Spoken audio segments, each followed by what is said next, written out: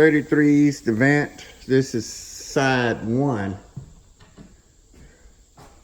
Smoke detectors. Paint looks good. Putting wall sockets in and covers. The ceiling looks absolutely great. All of key elements are going in. That's where the smoke detector, the wired in smoke detector goes.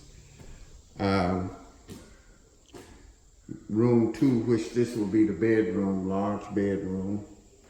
Floors, once the floors are done, then we can just kind of start putting in the rest of the components. The doors are going to be swapped out. Bathroom done. The light fixture here. And the GFI here.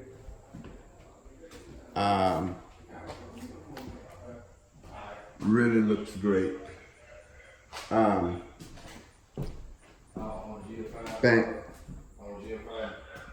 bedroom, lights going up, and wire is being done. The lights are being put in.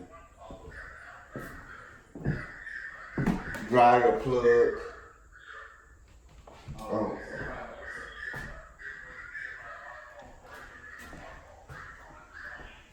Okay.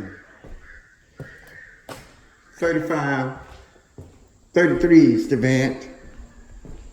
Signing off.